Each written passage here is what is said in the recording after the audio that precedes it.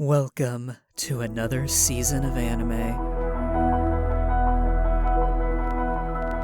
The intent of this video is to provide you with quick synopses and reviews of the premieres of each new anime of the fall 2025 season, and in so doing provide you with recommendations for what to check out. Like last time, I'll note whether I pick up a show, put it on hold, or drop it. You should never, under any circumstances, watch a show I drop, and should always watch a show I pick up. But you might find some gems among the shows I put on hold, so be sure to listen to my verbal recommendations. Before we get into it, be warned that my goal is to be harsh. Last season I picked up too many shows and struggled to keep up, so I'm aiming to not pick up as many this time around. Don't be surprised if I drop a show you were into.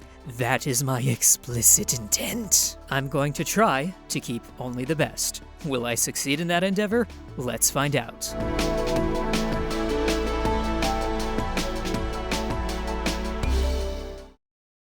This is... What?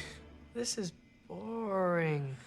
Delete. Our first anime of the season is Mushoku no Eiyu, Betsu ni skill nanka iranankata ndeka, or Hero Without a Class. Who even needs skills? And boy was it a dull one. This episode centers on Arel, the son of two famous heroes who attends a class assignment ceremony. Because in this world, your whole life is decided for you at 10 years old when you're sorted into RPG classes long before you're old enough to know what you probably want to do with your life. And in this ceremony, he learns that he is classless. Arel has no strong reaction to this, then continues to just be a swordsman anyway, and that's it. Let me confess up front that I went into this biased. Whenever I start watching an anime or reading a light novel where they're in a fantasy world that runs on RPG mechanics, I immediately start checking out, as RPG mechanics alone make for dull world building. In games, they have a specific function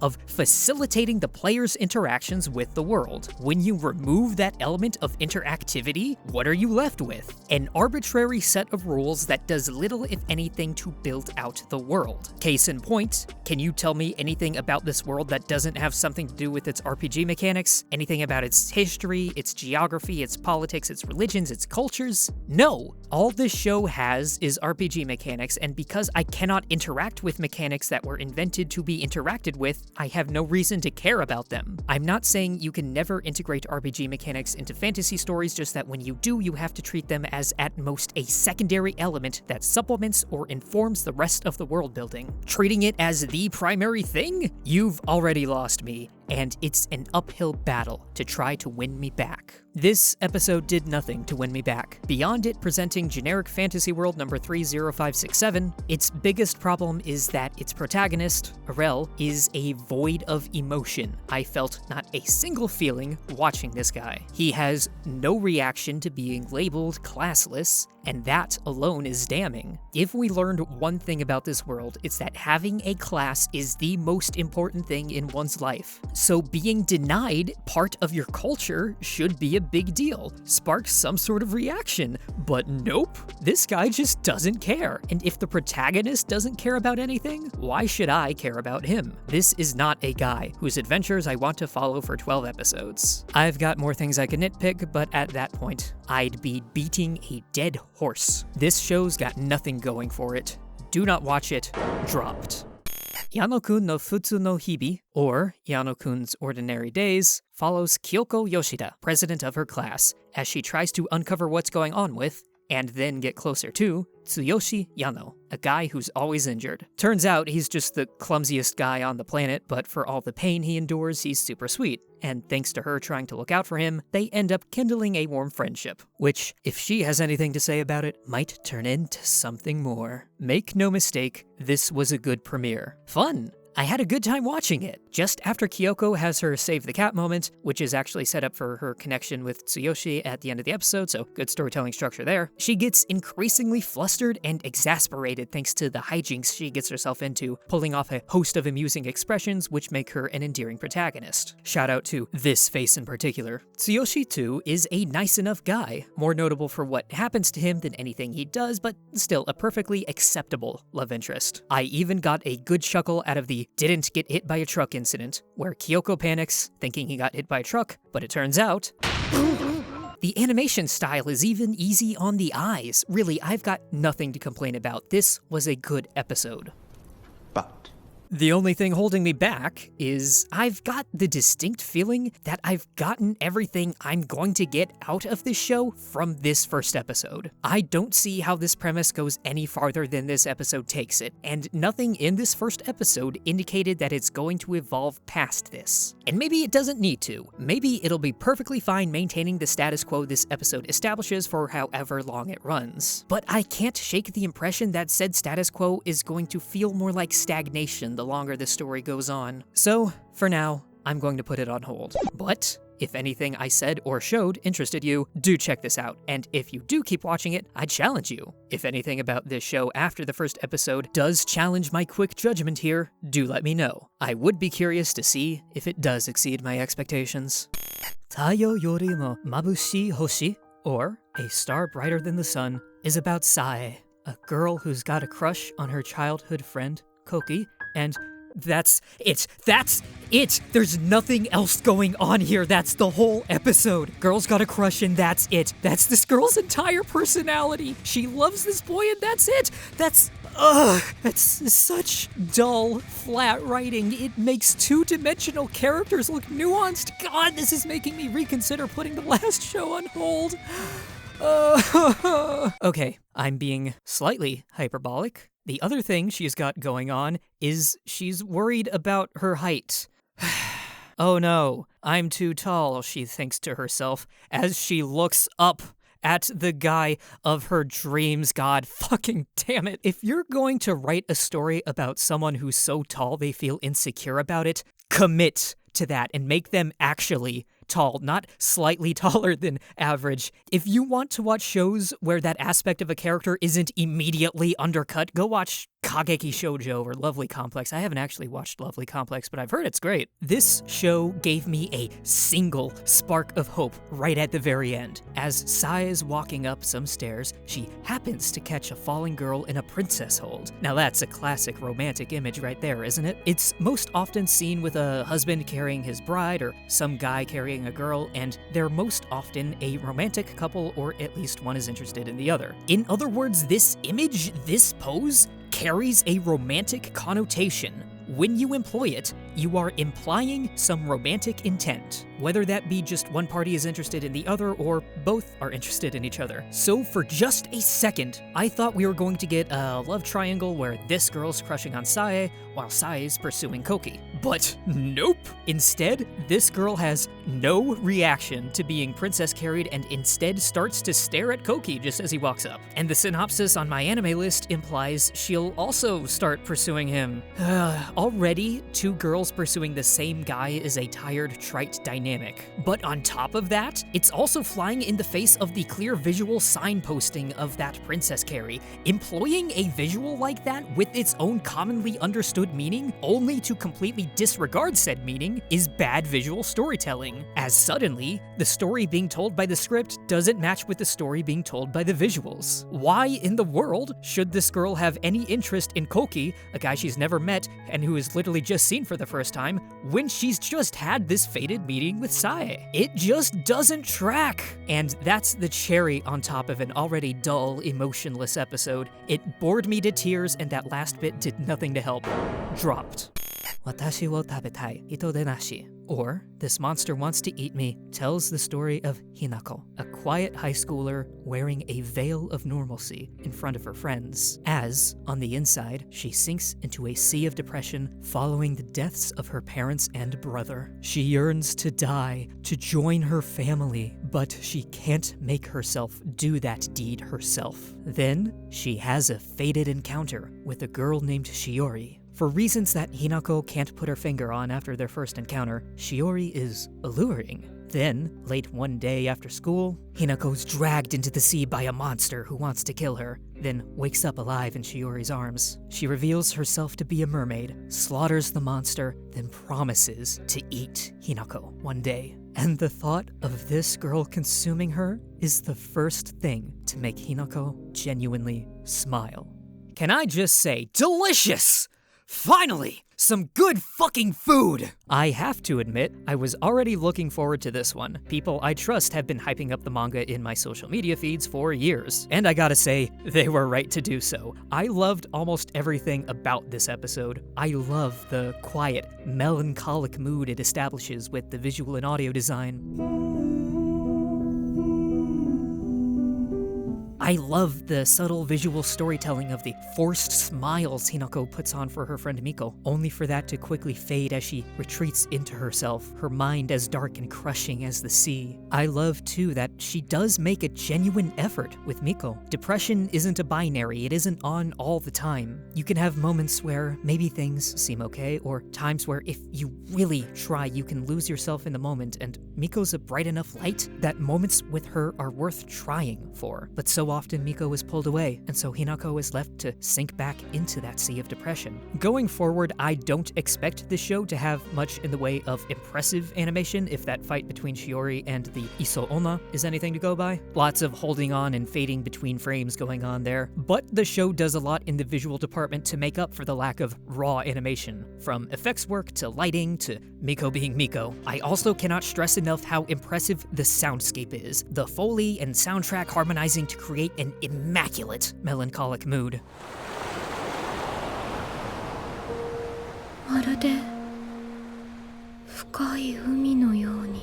So despite the lack of raw sakuga, the overall presentation is still solid. But most of all, I just want to see where this story goes. I want to see more of this mysterious Shiori and how her relationship with Hinako develops. I want to see how Hinako grows, if and how she's able to work through her depression. And I want more of Miko being a goof. All in all, it's just a stellar first outing, and I can't wait to see more. Bukyo no Senpai, or My Awkward Senpai, is about exactly what it says on the tin. Kanawa presents herself as a serious office worker, and she is good at her job, but she's actually kinda clumsy, and her internal monologue reveals her to be a mental disaster. She gets assigned as the mentor for a new hire at her company, a guy called Kamegawa, and the episode follows her as she tries to work through her own awkwardness and be a good boss to the guy. This was fine. The contrast between Kanawa's super serious exterior and her bumbling internal monologue made for some amusing antics. That being said, that's sort of the only thing this show has going for it. It's got one joke, and it's going to mine it for all it's worth. Is that one joke good enough to carry an entire season of television? I gotta say, I'm not too confident that it is. I do have to give props though for an anime romance centering an adult cast. All too often it's teenagers, so it's nice to have some variety. With that said, while I can't say this episode did anything terribly wrong, nor does anything about it excite me, get me pumped to watch more, so I'm gonna put it on hold. If you're looking for an adult romance with an amusing lead, you might want to check this one out. As for me, I might return to it if I'm itching for a low-stakes romance and haven't already returned to Yano-kun, but I doubt that'll happen anytime soon. Let's Play. Quest Darake no My Life, or simply Let's Play, is a bit unique this season in that it's based on an, I think, American webtoon, which explains why all the characters are named, like, Sam, Charles, Lucy. Wait, hang on a minute. Lucy there. That's just Lottie from Little Witch Academia, right? Is it Lottie? I don't fucking know. Anyway, this show's about Sam, a young woman who's suffered through some health troubles throughout her life and has always found solace in games. During college, she studied computer science so she could become an independent game dev, and her first release is at first well received. In the meantime, she's got a normal job at her father's company, where pressure from her boss Charles is forcing her to grow up and become a more confident leader, as she's going to inherit the company one day. Then, a popular streamer whom she likes plays her game live, is really bad at it, then shit talks her, crushing her dreams. And then, oops, he moves in next door. To be continued. The thing that surprised me most about the show is that it's one of the lowest rated, if not the lowest rated, shows airing this season according to my anime list. That's surprising because I actually really liked this first episode. I had a good time. Yes, the animation leaves something to be desired, but it's perfectly functional, and the story is compelling enough that I do want to see what happens next. I want to see how Sam takes charge and becomes a better leader at her company. I want to see how she handles this streamer guy who was, let's be clear, really fucking nasty about her game, downright toxic. And beyond that, I just really liked these characters. Sam's endearing for starting at such a low place and learning to stand up for herself and still being generally nice to those around her. And I love the bits with her dad, where the lighting and framing introduce him as an intimidating figure before he breaks down crying, that comedic contrast showing he's just a big softie. It was a good time! I liked it! Watch this show! Towa no Yugare, or Dusk Beyond the End of the World, premiered with a prologue episode that is, spoiler alert, complete garbage. Its setting is one that tries to extrapolate on the present-day tech bro obsession with algorithmic and generative technology they can slap the AI label on into widespread adoption with zero interest in exploring the numerous moral and ethical issues presently attached to said technologies. It'd be one thing if the show was just about the classic science fiction concept of true artificial intelligence, which doesn't come with all of that baggage, but instead, it seems all too eager to present today's faux AI as an unambiguous good, which feels extremely corporate and icky. It has exactly one character who may, theoretically, in another universe, be interesting, but her perspective is constantly sidelined in favor of generic anime protagonist dude number 5078. And on top of all of that, all of those at best questionable writing decisions are just set dressing for a story about a brother and sister who really want to fuck each other. The cliffhanger ending where the dude gets murdered and wakes up in the distant future might have been effective if anything about the prior 23.5 minutes had done anything to make me give a single shit about him. But they didn't, so it wasn't. Avoid this at all costs. Shabake is a historical fantasy about Ichitaro, a sickly young man living in Edo period Japan. He's got an affinity for spirits. He can see and talk to them and even call out for their aid when needed. Despite being the master of his house, no one will ever let him do anything for fear of his health, so one night he sneaks out, intent on doing something for himself, only to run afoul of something awful. Admittedly, not terribly much happened in this first episode. We got introduced to Ichitaro and the general setting, had one scare which functioned to show us how he can call upon spirits in tense circumstances, and ended on a cliffhanger of finding a body. And that's pretty much it. But I argue it was all just enough. I came to like Ichitaro, sympathizing with his situation and nodding along in encouragement as he struck out to do his own thing. The show's easy on the eyes, with soft colors and thin line work. The spirit girl who helps guide him, Suzuhiko Hime, is a fun enough personality to want to see more of. Same with the flamboyant spirit Byobo Nozoki, who helps cover for him at home. And I do want to find out what happens next. At the end of the day, that's always the most important thing. This is my weakest recommendation yet, and probably will be of the whole video. But my curiosity is sparked enough that I am going to keep watching this. The first episode of Potion, Wagami wo Taskaru, is a video game tutorial trying to pass itself off as drama. A girl gets isekai'd and then narrates to herself each and every step she has to take in order to get by in her new world. From the exploring she does and the process of crafting potions, to selling said potions and using the proceeds to buy food and lodging. This is a show that fails to recognize it is, in fact, a show, a visual medium where you can show things happening without characters having to explain things verbally. That clumsy writing is not helped by the fact that this is motion comic animation, so there's nothing nice to look at. Maybe this would make a fine video game to play, but even as a half-length episode of anime, this doesn't do much to engage. Dropped. Nohara Hiroshi, Hirumeshi no Ryugi, or Style of Hiroshi Nohara's Lunch, is an air quotes comedy spin-off of some classic long-running Japanese property about the dad from that property, as he goes and eats food. And that's it. I could talk about the limited animation or lack of a single funny joke, but all you really need to know is this. After the guy finished eating his first meal, I, assuming that was the end of the episode as that felt like a natural endpoint, checked the time left, then wrote in my notes, "Fuck, it's only halfway over." Avoid like the plague. Dropped. Akujiki Reijo no Kyoketsu Koshaku, or Pass the Monster Meat, Milady, is about Melfi, a lowly noble's daughter who's courted a reputation as the voracious villainess for her habit and fondness for eating monster meat. She's the subject of much courtly goss and ridicule, but then has a meet-cute with the feared blood-mad Duke when he saves her from a surprise monster attack, and is overjoyed when the Duke takes a genuine interest in her and her monster-eating habit. Basically, what if Delicious in Dungeon, but shoujo romance? This premiere was perfectly fine. Melfi and the Duke make for a cute couple in the making, thanks to them matching each other's freak energies. Melfi crying because she finally found someone who understands and accepts her is sweet. What gives me pause here is that everything was too straightforward, almost painfully so. There are no surprises to be found here, and nothing about this first episode has given any indication that there will be any going forward. I'm not saying stories need twists or anything to be exciting, but at some point, everything playing out beat for beat exactly as you'd expect just gets dull. So I'm going to put this on hold, but if it does go in unexpected directions, do let me know.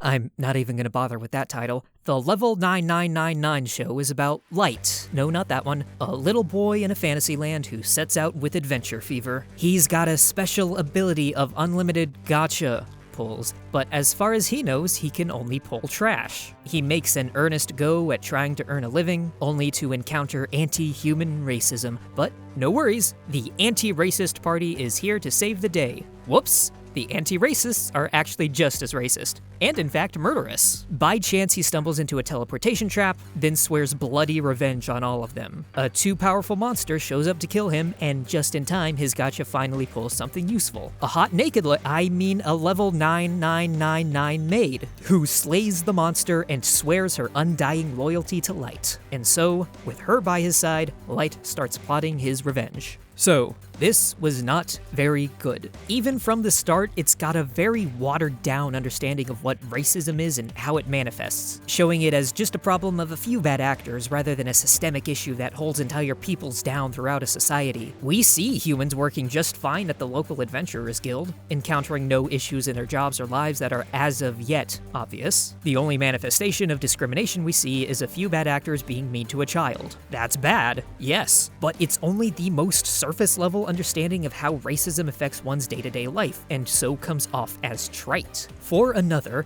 May the Maid, she's seriously called May the Maid, is such a flat, uninteresting character. The servants of the Fate franchise are generally compelling because they have their own goals that drove them to accept the whole master-servant dynamic. Saber's in it not because she's just happy to serve whoever summons her, but because she wants to save her kingdom. May, though, she has none of her own goals. She just wants to serve this random kid who summoned her with all her heart. That's not a character, that's just wish fulfillment bullshit. Also, where did her clothes go? Why are they absent for just this one shot? There's literally no fucking reason for this. Finally, the concept of an unlimited gacha is just a fundamentally broken one to base a serious dramatic story around. A gacha only functions as a game mechanic, and I use that term loosely, because it is limited. If you could just pull everything you ever needed from the start, then suddenly the rest of the game is trivial, removing any and all stakes and challenge. Giving that exact power to the hero of a non-interactive story? How am I supposed to believe this kid's ever going to face any real trouble from here if he's just got this broken game mechanic at his disposal? That's just a fundamentally bad idea. Overall then, this show was just trash. It engaged in cruelty for cruelty's sake, built upon half-baked ideas that failed to coalesce into anything meaningful. Don't bother with this one. Dropped. Kao ni denai Kashiwada-san to Kao ni deru Oota-kun, or Inexpressive Kashiwada and Expressive Oota, is about exactly what it says on the tin. An inexpressive girl named Kashiwada and an expressive boy named Oota. Ota's determined to do everything in his power to make Kashiwada express any sort of emotion whatsoever, with pranks like a sudden spider and a surprise water gun attack. But he's so easily readable that Kashiwada never falls for his antics, and often turns the tables on him. What he doesn't realize is that his attention is bringing joy into her otherwise lonely life, and so, whenever he's not looking, she does don the absolute faintest of smiles. This first episode was a perfectly fine introduction to what I'm sure will be a cute and enjoyable rom-com. Oota's a fun protagonist for how expressive and extra he is, and his dynamic with Kashiwada, his polar opposite, is amusing. This is also, though, another one of those cases where the show just seems to have one joke, and I'm concerned it's not enough to carry an entire season of television. To the show's credit, I liked the joke, and the sheer number of variations on it explored in just this one episode. Still, I've got the distinct sense that I'm not going to get anything more out of the rest of the show than I already got out of this one episode, so I'm gonna put it on hold. But if you're looking for an amusing, low-stakes rom-com and don't mind the prospect of the status quo established by this episode remaining unchallenged, I do actually encourage you to check this one out. Mikata ga yoasugiete hojo maho ni teshieta kyute mahoshi tsuiho sarete saikyo wo mezashimasu. That's the longest of those titles I'm ever going to say. Or The Banished Court Magician Aims to Become the Strongest is about a young man named Alec. As a boy, he was started down the path of the mage by a mysterious man named Eldis, who had some connection with his late mother and warns him against becoming a court magician. Later, after learning that Eldis was wrongfully banished, Alec decides to become the best court magician so he can change the broken system from the inside. Unfortunately for him, he's a commoner, and the nobles in his party don't like that, and so have him stripped of his title. Down on his luck, he happens upon an old friend from school, Yorha. Glory to mankind. She recruits him back into their old party from their school days, and Alex left hopeful that maybe he can do something useful after all. Ladies and gentlemen, I am shook, absolutely befuddled to report that I actually enjoyed this. I know the whole kicked out of the party thing is at this point a tired trope, but I myself have only seen a scant few of such shows, and so that doesn't really bother me. Moreover, I came to like Alec himself pretty darn fast. We meet him as an eager, and sometimes just a tad petulant, child, and he's endearing for just how enthusiastic he is about learning magic. Then, the show quickly establishes his goal, to reform the court magician system. This goal came from a relatable place, wanting to do right by his mentor, whom we as viewers just spent a decent chunk of time with and came to like, and so we want to see him succeed in it. And more generally, having a tangible goal is one of the most fundamental elements of any compelling protagonist, so solidifying that early on helped me easily latch on to this guy. The supporting cast is fun too. Glory to mankind here is just wholesome, with her and Alec having a great supportive dynamic where they prop each other up. Their two other party members, whom we only saw a little bit of in a flashback at the end of the episode, engage in some amusing bickering, a nice water and oil pairing there. The cast of the party that discarded Alec are admittedly very one-note, but I am at least curious to see them get their comeuppance. Granted, I do see many ways this show could lose me. I worry that Alec could become one of them overpowered protagonists who suck the tension out of everything and end up sidelining the rest of the cast. I worry that it might establish and get too comfortable in a status quo, but for now, this episode did just enough to spark my curiosity that I do want to keep watching. So, I will. You don't have to do the same, but I say it couldn't hurt to give it a look. Yase no Last Boss ga Arawareta, or A Wild Last Boss Appeared, is about a guy who wakes up in the body of his MMO character, Lufus, who some 200 years ago was basically the world's antagonist.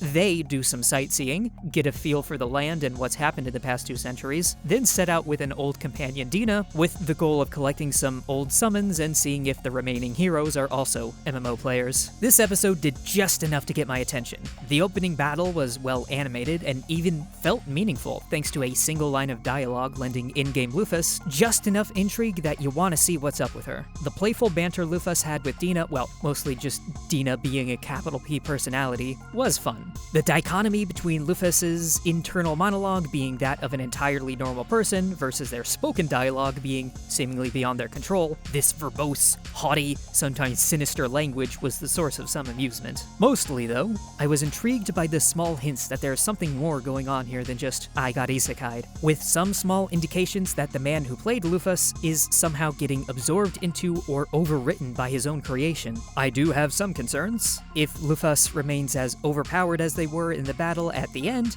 then there's not going to be a whole lot in the way of tension. But I am intrigued enough by that hint of a mystery that I do want to see where this all leads. So I'm gonna keep watching this one. Sanda opens with the titular Sanda getting chased by the knife-wielding Fuyumura. They get interrupted by a classmate walking in on them, and she promises to finish the job. And she does, because getting him to wear red, which he refused to do, was the last thing that needed to happen in order to break the curse on him and unlock his Santa Claus powers. Fuyumura's so desperate to find her missing friend Ono that she's willing and able to do anything. She believes with all her heart that Santa's the only one who can grant her wish, and goes so far as to strap a bomb to herself to prove it. Sanda, bless his heart, just wants to be small and cute, but he can't say no to her. In part because the Santa in him can never turn down a kid's earnest wish, in part because she would actually murder him if he said no. So this fucking ruled. This is easily the most visually striking anime of the season so far, with a unique, grungy art style and no shortage of exciting animation to keep you stimulated. I mean, holy shit, that explosion. Science Saru, I tell you, no one does it like them. On top of that, our two main characters thus far are easy to love. Fuyumura's the exact right kind of crazy to get you loving her. She goes to insane, batshit, murderous, and destructive lengths to achieve her goal, and that's made palpable thanks to said goal being born of love. She, and by extension the show, are so over the top that the insanity can't be anything but fun. Sanda too is likable enough. At first I wasn't sure about him with his idiotic, self-centered internal monologue, but once his Santa powers activate and that's revealed to be half a smokescreen, he is obsessed with himself and being small and cute, just not as much of an idiot as he pretends. His more empathetic side comes out, and he's able to show himself to be a cool, giant buff hero dude. I also just kinda love how much he hates being big and buff, and instead loves being small and cute. Very atypical for male protagonists, and he's super real for it. So yeah, needless to say, I'm going to keep watching this show, and it comes highly recommended. Absolutely do not wait to check this one out, and oh god, I just put 3 shows in a row on my watch list. Are my standards slipping? Alright, Tyranno. Focus. Harsh. You gotta be harsh. Next. Oh god damn it, I can't be harsh because this next show is glorious! Saigo ni hitotsu dake onegai shite mo yoroshii deshu ka? Or may I ask for one final thing? Is fucking incredible. It opens with the protagonist, Scarlet, at a ball where her fiancé, the Prince Kyle, very publicly breaks off their engagement by accusing her of being abusive to the new girl around his arms, whom she's never seen before. That's a plot point lifted straight out of another favorite of mine, the magical revolution of the reincarnated princess and the genius young lady. But where in that story, the victim Euphelia engages in political maneuvering to take power from the prince and marry his sister while she's at it, Scarlet here has a more direct approach. 私の最後のお願いです。そこのクソ甘をぶっ飛ばしてもよろしいですか? I don't know how accurate those subtitles are to the original Japanese, but let me tell you, they were the exact right subs to fit the mood. With that, I was hooked. The rest of the episode tracks how we got to that point. Since childhood, Scarlet's always been quick to employ righteous violence in order to protect the innocent, and all her life she's had to put up with the abuses her fiancé has hurled at her. When her fiancé's older brother rolls up, while at first he seems nicer, he too quickly reveals himself to be a bastard, further pissing her off. So when we finally return to the broken engagement, with Scarlet so practiced at putting on a stoic, unbothered exterior, now having no reason to keep up that facade anymore, furious at having wasted her whole life putting up with this worthless sack of flesh, she socks the new girl in the face, dons her silver knuckles, and then, in the greatest finale to an opening episode of anime ever, beats the complete living fuck out of that room full of corrupt nobles. I mean, what the fuck do I even say, man? This shit's glorious. It takes a bunch of toxic romance tropes, calls them out for being what they are by having Scarlet get increasingly pissed at everything, then climaxes in a moment of glorious catharsis as Scarlet takes out her fury on all the worthless scum around her, and especially the man who's been tormenting her for her whole life. It's a goddamn perfect episode. Yes, I'm gonna keep watching this. How could I not? Shumatsu Touring, or Touring After the Apocalypse, is about 2 girls doing just that, riding around the countryside on their motorbike as nature reclaims the land, and having a good time doing it. And that's pretty much it. It's a generally chill show, with a little excitement thrown in for good measure, with some old tech gone amok, which leads to the reveal that one of the girls is an android, the other girls charting their path along a route her sister once took in the before times. Also, the Loch Ness Monster is canon. It's fine, nothing to complain about, but at the same time, nothing in this first episode really grabbed me. The girls are cute, and have little else to distinguish them from a horde of other cute girl characters that act exactly like them. If you're looking for a mostly chill show, this will do you just fine, but I feel no pressing need to see more, so I'm putting it on hold. Tojima Tanzaboru wa Kamen Rider ni naritai, or Tojima wants to be a Kamen Rider, is about exactly what it says on the tin. There's an adult-ass man called Tojima who's been obsessed with Kamen Rider his whole life, always wanted to be one, and wanted it so hard he trained himself to be the buffest dude around. In the end, he cries tears of joy when he finally gets to beat up some thugs cosplaying as Kamen Rider villains. Credit where it's due, the show generally looks nice, with some cool action animation, especially toward the end. And I can't deny it, the scene where Tojima 1v1 wrestled a bear into submission kind of ruled. But god damn it, the writing is just so shallow. The protagonist is dull for having absolutely nothing going on in his head aside from Kamen Rider, and more personally irritating to me, the front half of the episode invents a female character whose entire purpose is to get put in danger so Tojima can rescue her. Twice in a row. She has nothing going on other than being a damsel in distress, an object for protagonist man to worry about. I've stepped in puddles with greater depth than was lent to her. Maybe I would like this show more if I had any attachment whatsoever to the Kamen Rider franchise, but even if I did, I suspect I would find this to be a letdown. If you're looking for a brain-dead action romp, this will do you just fine, but I cannot bring myself to care. Dropped. Here's another new show in a franchise I have no attachment to, Digimon Beatbreak. This show's about two young cleaners in cyberspace fighting crimes, except actually they have nothing to do with the rest of the episode. It's now about a young girl named Hitomi, who lives in a world where everything is egg, and one day her egg gets fucked up when it comes into contact with a guy named Tomoro, whose e-pulse, which is an energy that people give off that somehow power these eggs and their related tech. Anyway, his e-pulse messes up her egg, and now her life's a mess, and now we're leaving her behind because the show's actually about Tomoro. He really looks up to his big brother Asuka, which is why he immediately demands that Asuka explain everything to him about why his e-pulse is messed up, and instead of doing that, Asuka just pieces right out, promising he'll explain everything when he gets back. Giving off big Ned Stark energy there. The next time we see each other, we'll talk about your mother. I promise. Sure, Ned, how'd that work out for you? Ooh, right. Well, Digimon's a kid's show, right? I'm sure nothing bad will happen to Asuka. Oh no. So yeah, Tomoro's getting chased around by Digimon who want to eat his e-pulse, and by extension him, and the Digimon who just hatched from his egg helps him fight them off in exchange for eating just a little bit of him. So, if you couldn't tell, that episode was, narratively, a bit all over the place, making it hard to connect to any of the characters. It's a nice enough show presentation-wise, with some cool animation and a swelling soundtrack to cap off the climax, but I would be lying if I said the script at any point did anything to make me care about any of these characters. It tried to cram too much into too little time and so fell flat. Balancing a large cast like this show seems to have is tricky, especially when you only have 20-odd minutes to do it. But this episode is exemplary of how you don't want to go about it. The episode would have been more effective if it had spent the whole time on Tomoro, getting to know him better and, more importantly, better establishing his relationship with Asuka so that his death could actually be impactful. As it stands, this episode tried to throw too much spaghetti at the wall and too little of it stuck. Also, I just fundamentally cannot bring myself to believe in a world that centers on big egg. That's just not a convenient shape to be carrying around in your pocket. Let me be clear, I do see a lot of potential in the show. Its presentation is solid, and if its script can learn how to slow down and focus, it just might end up building something meaningful. And I have to imagine if you're already predisposed to liking Digimon, then this might already be super cool for you. But for me, for now, this first episode did not make me care, so I'm putting it on hold. SI-VIS, The Sound of Heroes, opens with an idol group who puts on singing and dancing performances to activate their sci-fi powers to help them fight off monsters. When a particularly brutal monster attack goes sideways, the leader self-sacrifices and passes the torch to the protagonist to step up and fill the shoes they left behind in order to save the world. Wait, no, hang on, sorry, that was the plot synopsis of the opening episode of Symphogear.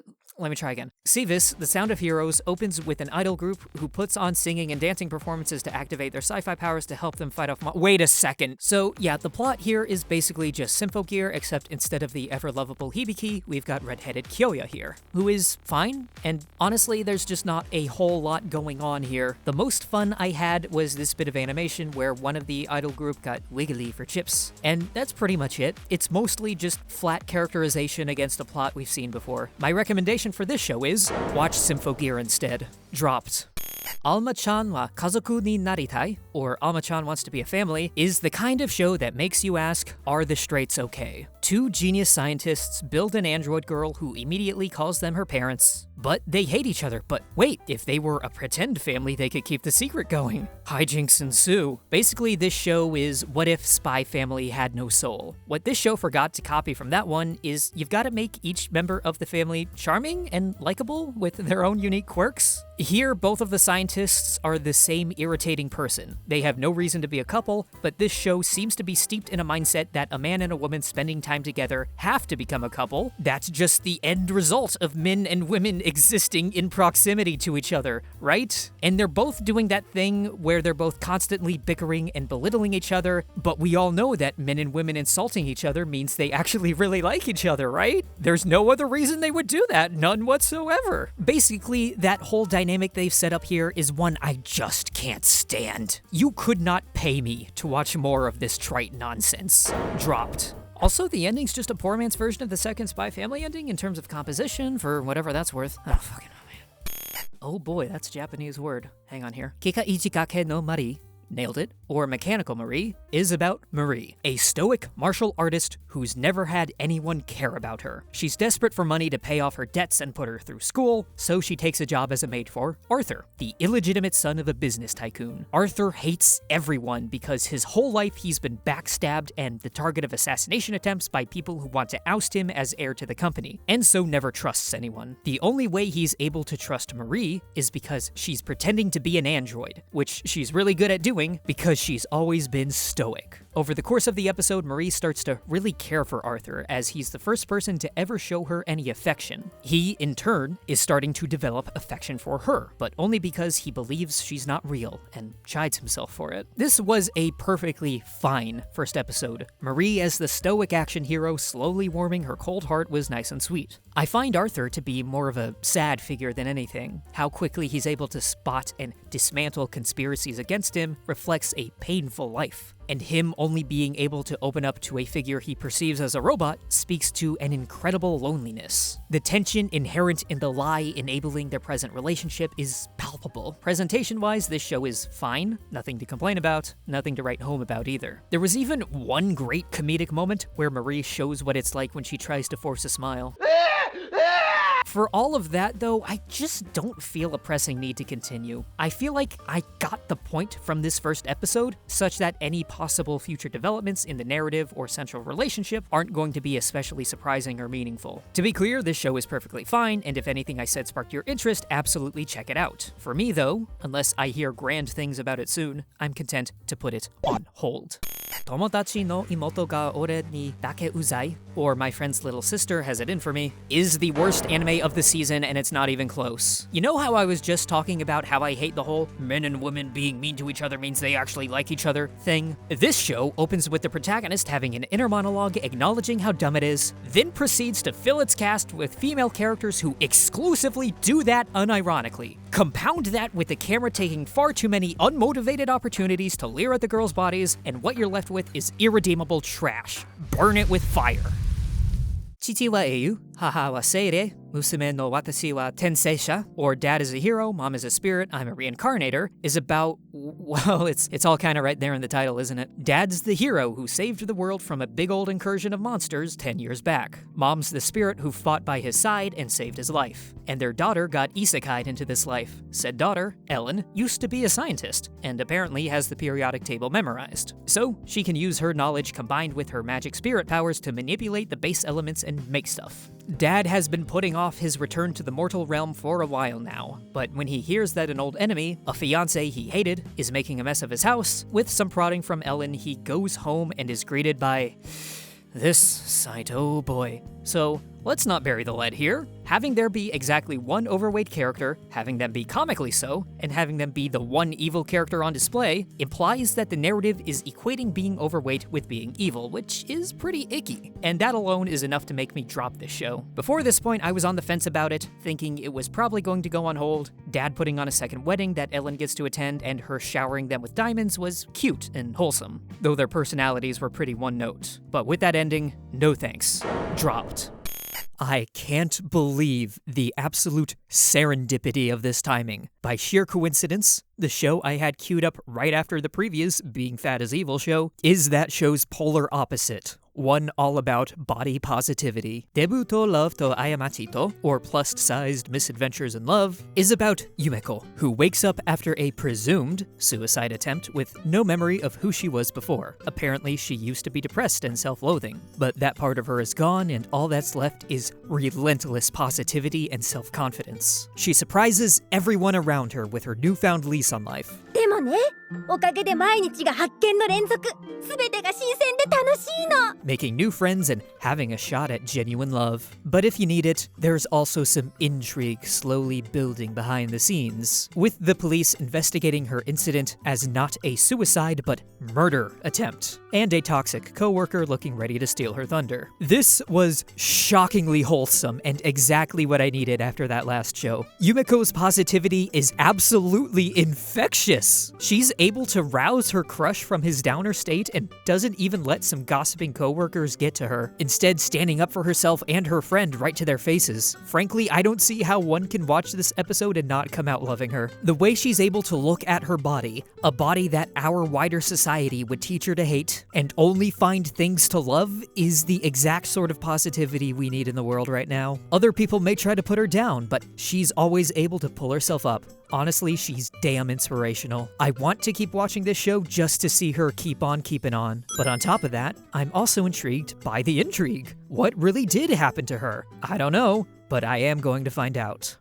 I'm gonna be honest, I stopped watching Sawaranai de Kotesashi-kun after 2 minutes. I hate doing that, but that was all the time I needed to know this show would just be a waste of my time. A guy walks in on a girl changing with, let's call it, rated R level nudity, and based on that and the cast list, this appears to be a show just about a guy surrounded by a bunch of hot naked girls. If you want to watch porn, here's a show for you. But I don't go to anime for porn, so this is not for me. Dropped. Egao no Taenai Shokuba desu, or a mangaka's weirdly wonderful workplace, is about Futami, a manic, paranoid mangaka, her no-nonsense assistant Hazama, and her editor Sato, all working together to make manga. Futami's obsessed with doing right by Sato, to the point where she often gets lost in delusional, sometimes romantic fantasies about her. More than anything in the world, she just wants to stay in Sato's good graces, to the point where she freaks out about the etiquette of sending her a work email at 2 a.m. Luckily, she's got Hazama there to act as the straight man against her paranoid antics, keeping her in check and on track. Sato, for her part, is generally stoic, but will get fiercely protective of Futami and proud of her when the occasion calls for it. Together they make for a delightful, easily lovable cast. Yeah, what can I say? This was a fun romp. Futami's manic energy made for lots of fun antics. Her banter with Hazama was fun, and her relationship with Sato is cute and something I want to see more of. Perhaps her obsession with Sato is a tad unhealthy, but the show makes good use of hyperbole to keep the tone light and comedic. Sure, maybe there's not a whole lot of depth here, but this first episode did such a good job of endearing me to these characters that I can't help but want to see more of them. And I mean, Futami just has some fantastic lines. 制裁じゃない愛人の気持ちってこんなんかな。なんで？どうしたんすか？佐藤さん来た。外で打ち合わせしてくる。私はけるんで上がってもらえば。付き合ってもいない女を家にあげるバカがいるかよ。I know what you are. This shit is not subtle, and for that, it's very good. Yes, I'm going to keep watching this one. Sometimes you just need some light, easy fun, and boy has this show got fun in spades. Chitose-kun wa Ramune bin Naka, or Chitose in the Ramune bottle, is about, you guessed it, a guy named Chitose. He's got a reputation as a playboy, and for good reason. He's surrounded by girls all after his heart, and for that he's developed a bit of a narcissistic personality. For how he's also such a cool and nice guy, he's also in the teacher's good graces, such that anytime he needs help, he comes to Chitose. His first assignment, go see what's up with an absentee kid. After meeting a bunch of Chitose's harem, we end the episode with Chitose getting fed up with this kid's bullshit and smashing his window with a baseball bat. So I was on a base level never going to like this. A story about a guy who's just so nice and cool that all the girls want him is fundamentally boring to me. It doesn't help that his characterization does not logically fit with the reality he's found himself in. Here's a guy making weird sexualizing jokes about these girls to their faces, and that somehow netted him a harem? どのタイミングで急ブレーキかけたらラッキープニプニパニックに遭遇できるかをちょっとな。Sure, Jan, that's how you get people to like you. Thanks to that, Chitose, the protagonist, doesn't come off as a well-realized, believable human being. Rather, he just comes off as a self-insert wish fulfillment vehicle. Like, wow, don't you wish you were this cool and hot and had girls happy to press their chests into your back? And the show about your life will have random, unmotivated leering shots of their bodies just for good measure. Like, fuck off with that pandering nonsense. This is the anime equivalent of jiggling keychain in front of a baby's face, like, ooh, look at the girls, blah, blah, blah. The writing, too, is often clumsy. Despite this being an extended first episode, no character is fleshed out beyond their surface-level first impressions. They're all little more than harem archetypes. And on top of that flat characterization, the constant narration... Look, normally I hate to use this term. It's tossed around so much that it risks losing meaning. And beyond that, its proliferation gives the impression that it's a universal rule rather than a suggestion, where in reality sometimes the opposite approach is perfectly valid. But goddammit, when people say show don't tell, this is exactly what they mean. Rather than showing who any of these characters are with scenes that have them make choices or otherwise demonstrate their personalities and goals, the narrative is reliant upon the protagonist narrating to us about each of these characters to tell us who they are.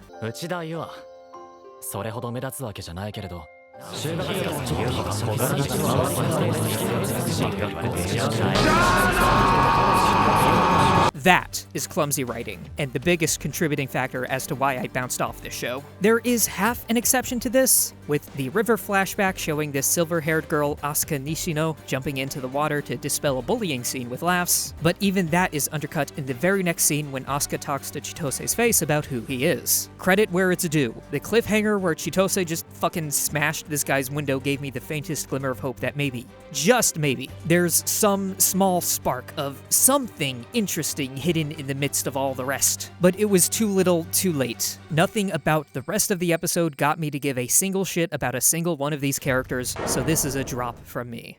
Ansatsusha de aru ore no status ga yusha yorimo akiraka ni tsuyoi no da ga, or my status as an assassin obviously exceeds the hero's, is about a class of Japanese high schoolers who all get isekai'd at the same time into a world that runs on RPG mechanics. Everyone has an inherent class and stats, and the protagonist, Akira, is for some reason a max-level assassin while everyone else is low-level. Akira gets bad vibes from everything, so he uses his assassin skills to sneak around and gather intel. He ends up finding an ally in a rather fruity night. That word's okay, right? We reclaimed it, fruity? That's okay? Someone tell me if I'm wrong. Then steps up to lead the party when an excursion into a dungeon goes awry. I will say this was a fine premiere. Akira's got a clear goal of going home and seeing his family again. That, coupled with him being an active agent in the narrative, making and acting on decisions that drive the story forward, make him an effective protagonist. The presentation is generally nice, with some cool action animation toward the end, and I liked this knight character and the rapport he struck up with Akira. His nobility in the face of corruption made him admirable, and yeah, his implicit queerness made him a breath of fresh air in an otherwise oppressive atmosphere. That all being said, I feel no pressing need to continue with this show. In most ways, Akira is an effective protagonist, but in terms of personality, I found him to be too much of a stoic loner to really latch on to him. The intrigue being built around what's really happening, what with the scheming monarchy and the cameras and whatnot, might be compelling to delve into if we had a stronger central character. Akira's close, but he just missed the mark. Still, this show's got enough going for it that I'm not going to drop it outright. It's going on the hold list. And if further developments take this show from fine to great, well then I'll be pleased as punch. Sozai Saishuka no Isekai Ryokuki, or A Gatherer's Adventure in Isekai, is about a normal-ass guy who gets isekai'd. He asks for a cute partner and gets just what he asked for in genie wish terms, a baby dragon that's now his responsibility. Aside from that, most of the episode's just about him learning to make his way in the world, which entails using his skills to gather items to sell. This was fine, a perfectly chill, relaxing fantasy adventure. I'll tell you what, I even got a couple of genuine chuckles out of it, like this one Wile E. Coyote-esque gag. But aside from that, there wasn't a whole lot going on here, nothing to grab me or compel me to watch more. The protagonist is a normal guy, and that's it. Nothing to dislike, nothing to like, he's just there. The world is just generic fantasy world number 7597. Really, there's just nothing to latch onto here, either for praise or critique. There's no tangible thing I can point to and say this is why you shouldn't watch this show. All I can do is tell you that there is an absence of substance and hope that explanation is sufficient. That's all to say, I'm dropping it and have probably already forgotten about it by the time you're watching this. Ninja to Gokudo, or Ninja vs. Gokudo, is about exactly that. The latest in a series of bloodbaths in a 300-plus year war of ninja versus Yakuza goons. The narrative centers on one of each. Shinoha, a stoic ninja who's really good at cutting off heads, and so fast that even if you shoot a bullet at his head from point-blank range, he'll still kill you. And Kiwami, the secret shadow boss of his band of Gokudo, who pledges to all his gang to wipe out the ninja. There's a little snag in their straightforward, murderous lifestyles, though. One day, by complete accident, the two run into each other and, without knowing who they are, strike up a genuine friendship by bonding over weeb shit. And said friendship leads Shinoha to the first genuine maybe laugh he's ever let out in his life. Once again, I have been bamboozled. I went into this thinking it was going to be an easy drop, but by the end I found myself fully invested. This show's got exactly my brand of over-the-top violence, exaggerated so much that it ceases to be at all visceral and is just fun. Most of all though, I just find myself liking and empathetic toward Shinoha. Here we've got a guy who's really good at his job, but all he wants is to be happy and make a friend. And when he finally finds one, you're both happy for him and terrified by the tension inherent in the secrets they're keeping from each other, because you know when the truth comes out, things are gonna get nasty. For having a main character whose plight I'm invested in, and intrigue that I want to see resolved, yes, I'm curious enough to keep watching this show. If it stays as fun as this first episode, it'll be a rollicking good time. Wandance is about Kaboku, a high schooler with a stutter who likes dancing but doesn't want to stand out. He becomes infatuated with Hikari, a girl who has her own troubles with speaking, and serves as a bit of an inspiration to Kaboku in being more open and free with her own love of dancing. Over the course of the episode, Kaboku's so-called friends secretly film a creep video of Hikari, and he eventually stands up to them and opens up to Hikari about his own fondness for dancing. I'm torn on this one. On the one hand, I like Kaboku just fine. His arc, which entailed taking inspiration from Hikari about being more open with your own likes and self, climaxing in him standing up for her and rushing to her side with his newfound confidence, was perfectly serviceable. The episode does a good job of making you want to see this guy improve and do the right thing. The 2D art direction is, on occasion, striking, with some gorgeous lighting here and there. But man, that 3D animation, it's rough. It's motion captured and looks like it needed a little extra fine-tuning. The flat lighting on the otherwise stiff 3D models makes for an awkward effect. It's just not fun to look at. On top of that, with Kaboku having a complete arc in this episode, I'm not left feeling any pressing need to find out what happens next. It's also probably not a great sign that my favorite part of the episode was the solid minute where it just played Scatman. Don't get me wrong, I love Scatman, and it was a great surprise that he was there. The episode is better for his presence. What I'm saying is, when the best part of an episode of television is material that wasn't made for that episode, then that episode's got problems. All of that is to say, I've probably gotten everything I'm going to get out of this show from just this first episode, and thus don't see the point in continuing with it. So, on hold it goes.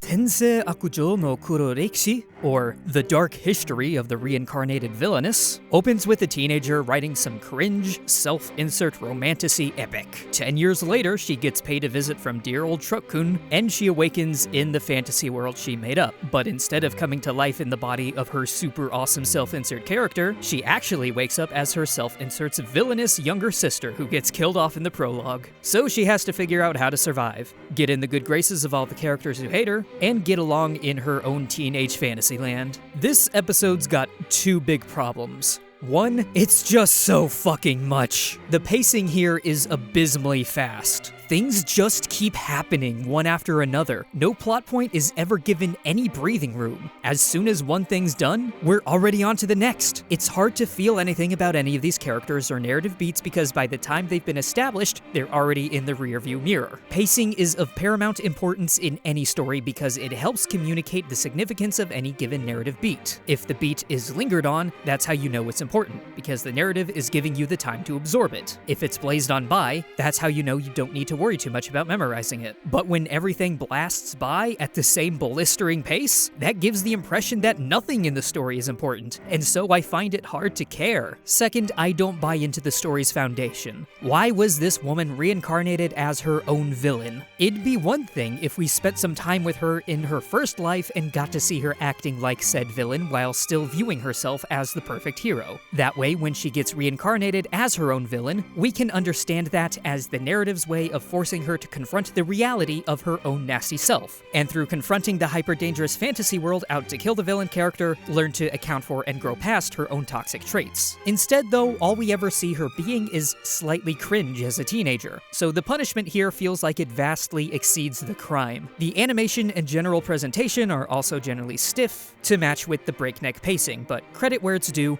I did get a chuckle out of this one bit where she rushes in to save her own self-insert character from a bad guy, resulting in this.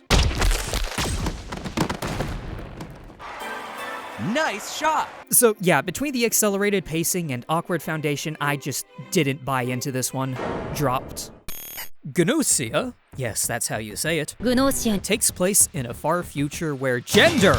A young NB named Yuri wakes up on a spaceship with no recollection of who they are. A blonde soldier, Setsu, introduces them to the rest of the colorful cast, and they all try to get them quickly up to speed. There is an imposter among us. Or, more specifically, a Gnosia, a person infected with a mysterious entity called Gnos, whose mission is to wipe out humanity. Their ship AI's standard protocol is to blow up the ship and everyone on it upon detection of a Gnosia, but they've managed to come to a compromise. Every night, they'll vote one person to go into cold sleep. If they get the right person, they're safe. If they get it wrong, the Gnosia's the only one capable of moving around during the nightly warp speed jump, and so we'll probably kill one of them. Get it wrong at the last vote and they're all dead. Unfortunately, that's exactly what happens, or what's about to happen. Just before Setsu steps into the cold sleep chamber, they give Yuri something, and the next thing they know, they've awoken back at the start of the episode. Now they've got to do it all again, and this time who knows if the Gnosia is even the same person, or even if it'll be all the same cast. More mysteries abound. If that sounded like the setup to a video game, you're right, because this is adapted from a visual novel of the same name, and I'll tell you what, I kinda wanna read it now, because this was a solid first episode. The premise is simple, yet effective. You've got a sizable, but not overstuffed, cast of unique, fun characters, each of whom are given just enough breathing room to solidly define themselves. Their various dynamics, from light flirting to clashing personalities, are exciting, amplified by the undercurrent of distrust they're forced to carry for each other. The worst you can say about these characters is that Yuri's a bit of a blank slate, which is almost inevitable given that they're the adaptation of an, I'm guessing, silent protagonist whose original purpose was more as a vehicle for the player interacting with the various characters than anything else. But for what it's worth, the adaptation did manage to wrangle some genuine emotion out of them in that last vote when they showed how much they'd come to care for both of their crewmates and were deeply torn over not knowing who to vote for. So they're perfectly fine, and that's fine, as what we're here for is the capital P personalities that comprise the rest of the cast, from the boundary-violating SQ to the practical Setsu. From their designs to their mannerisms, everything on display is just weird enough to be engaging. They're all bouncing off each other in fun ways while serving looks that could only have been invented in some sort of genderfuck fever dream, all of which I'm here for. On top of the character designs, the general presentation is solid. You're not coming to the show for exciting sakuga, but nonetheless be prepared for thoughtful framing, camera work, and lighting, all of which are expertly utilized to create a tense atmosphere. Between the simple yet effective premise, the fun cast, and the solid presentation, the answer to that age-old question of do I want to find out what happens next is an assertive affirmative.